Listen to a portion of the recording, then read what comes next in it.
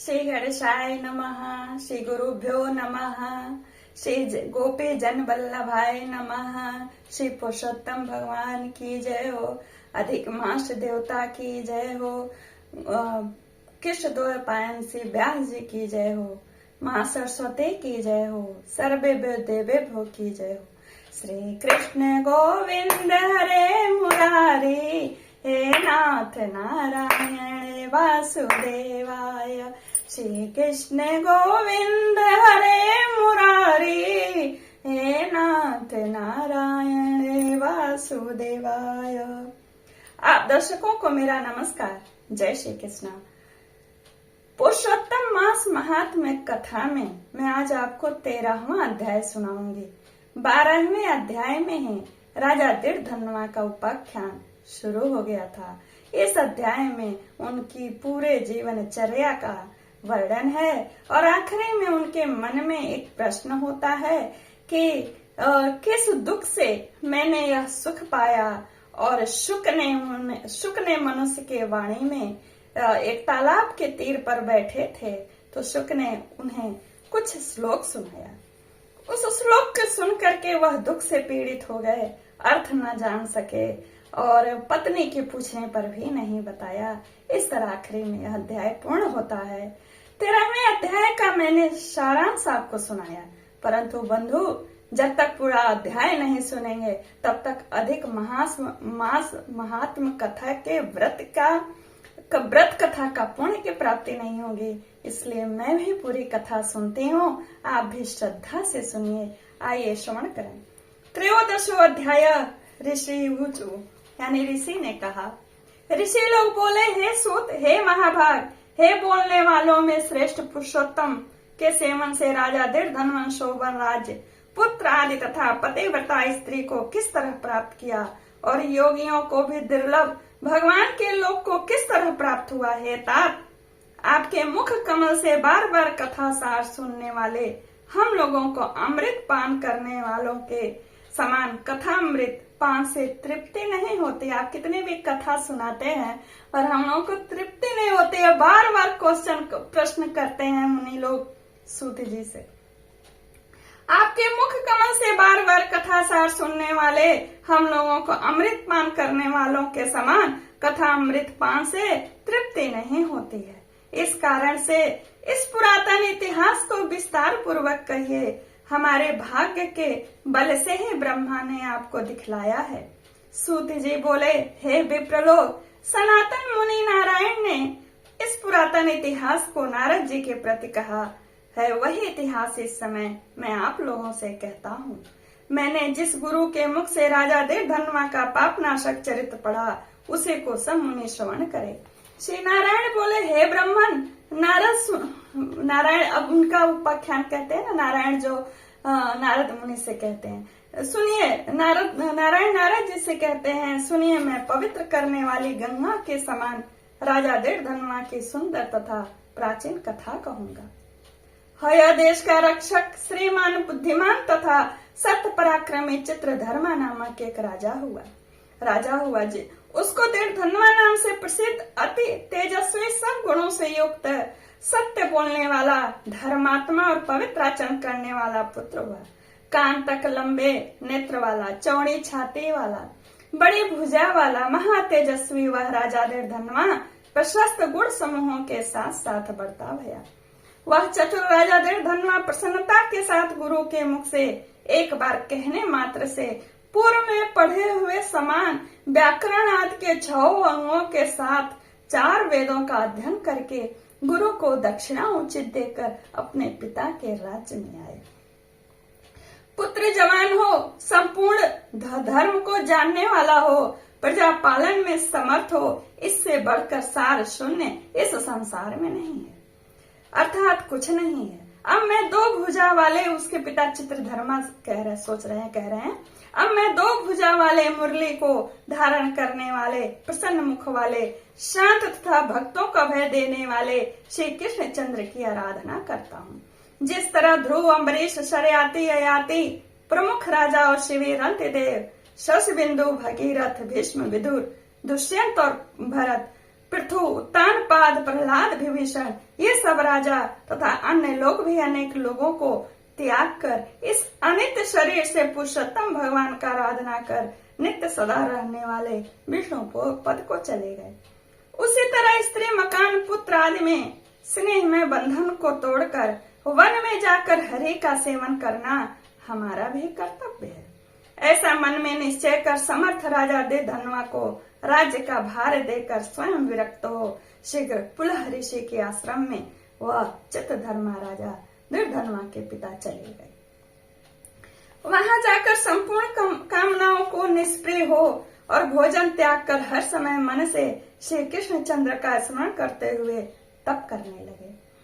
कुछ समय तक तप करके वह राजा चित्रधर्मा हरि भगवान के परम धाम को चला गया। राजा दृढ़धनवा ने भी अपने पिता की वैष्णवी गति को सुना। उस समय पिता के परम धाम गमन से हर्ष और वियोग होने से शोक युक्त राजा दृढ़धनवा पितृ भक्ति से विद्वानों के वचन में स्थित होकर पारलौकिक क्रिया को करता भया। नीति शास्त्र में विशारद चतुर राजा दृढ़धनवा अत्यंत शोभित पवित्र पुष्करार वर्तक नगर में राज्य करने लगा। अच्छे स्वभाव वाले विदर्भ राज की कन्या उसकी स्त्री गुण सुंदरी नाम की थी। पृथ्वी पर रूप में उसके समान दूसरी स्त्री नहीं थी। उस गुण सुंदरी ने सुंदर चतुर शुभ आचरण वाले 4 पुत्रों को उत्पन्न किया और संपूर्ण लक्षणों से युक्त चारुमती नामक कन्या को भी उत्पन्न किया।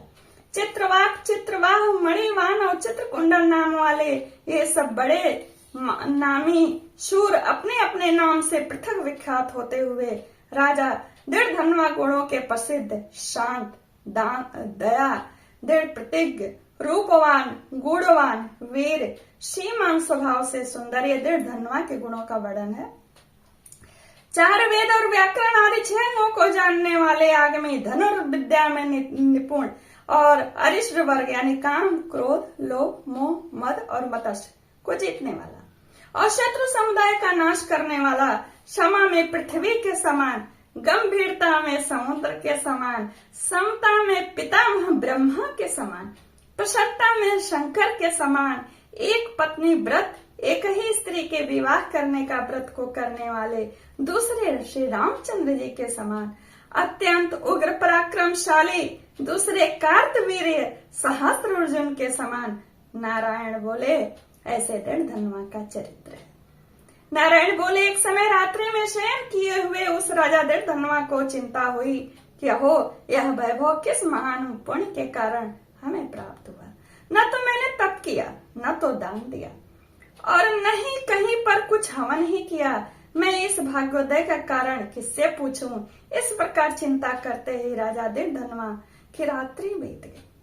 प्रातः काल ब्राह्मण मुहूर्त में उठकर विधि पूर्वक स्नान कर उदय को प्राप्त सूर्य नारायण का उपस्थान कर भगवान की कला पूजा कर अर्थात देव मंदिरों में जाकर देवता का पूजन कर ब्राह्मणों को दान देकर तथा नमस्कार करके घोड़े पर सवार हो गया। उसके बाद शिकार खेलने की इच्छा से शीघ्र वन को गया। वहां पर बहुत से मृग, वराह, सिंह और गवैयों का शिकार किया और उसी समय उसके राजा दृढ़धनवा के बाण से घायल होकर कोई मृग बाण सहित एक वन से दूसरे वन को चला गया। रुधिर गिरे मार्ग से राजा भी मृग के पीछे गया, परंतु मृग कहीं झाड़ी में छिप गया और राजा उसे वन में खोजता ही रह गया। पिपासा से व्याकुल उस राजा ने समुद्र के समान एक तालाब को देखा। वहां जल्दी से जाकर पानी पिया और तीर पर आकर बैठ गया और वहीं घनी छाया वाले एक विशाल वट वृक्ष को देखा। उस वृक्ष की जटा में अपने घोड़े को बांध दिया और शांत चित्त होकर के उस वृक्ष के नीचे बैठ गया। उसी समय राजा ने देखा कि मनुष्य की वाणी की तुलना करने वाला मोहित वाणी से एक शुक बोल रहा है। केवल राजा को बैठे देख उसी को संबोधित करते हुए एक ही श्लोक बार बार पढ़ने लगा कि इस पृथ्वी पर विद्यमान अतुल सुख को देखकर तो तत्व का चिंतन नहीं करता है तो इस संसार के पार को कैसे जाएगा। बार बार इस श्लोक को राजा दृढ़धनवा के सामने पढ़ने लगा।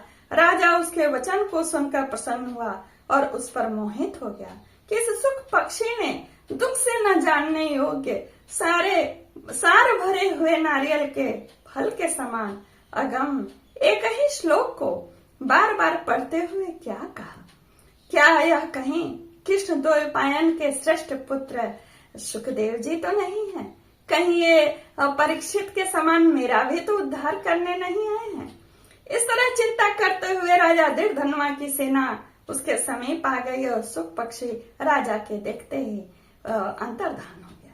उस सुख पक्षी के वचन को स्मरण करता हुआ राजा अपने पुर में आकर बुलाने पर भी नहीं बोलता और निद्रा रहित होकर उसने भोजन को भी त्याग दिया। तब एकांत में उसकी रानी ने आकर राजा से पूछा। गुण सुंदरी बोले, हे पुरुषों में श्रेष्ठ, यह मन में मलिनता क्यों हुई? हे भूपाल, पृथ्वी के रक्षक, उठिए उठिए, भोगों को भोगिए और वचन बोलिए। देवताओं से भी दुख से जानने योग्य उस सुख पक्षी के सत्य वचन का स्मरण करता हुआ रानी गुण सुंदरी की प्रार्थना करने पर भी राजा दृढ़धनुआ कुछ नहीं बोला। पति के दुख से अत्यंत पीड़ित वह रानी भी दीर्घ श्वास लेकर अपने स्वामी की चिंता न जान सकी। चिंता का कारण वह जान न सकी क्योंकि उन्होंने बताया नहीं। इस प्रकार चिंता में मग्न राजा का कितना ही समय बीत गया, परंतु संदेह सागर से पार करने वाला कोई भी कारण वह पत्नी देख न सकी। नारद जी बोले, उनकी पत्नी नारद जी बोले, हे मुने, इस तरह चिंता को करते हुए पृथ्वीपति राजा दृढ़धनुआ का क्या हुआ सो आप कहें। क्योंकि हे मुने, निर्मल वैष्णव चरित्र थोड़ा भी यदि सुना जाए तो पापों का नाश होता है।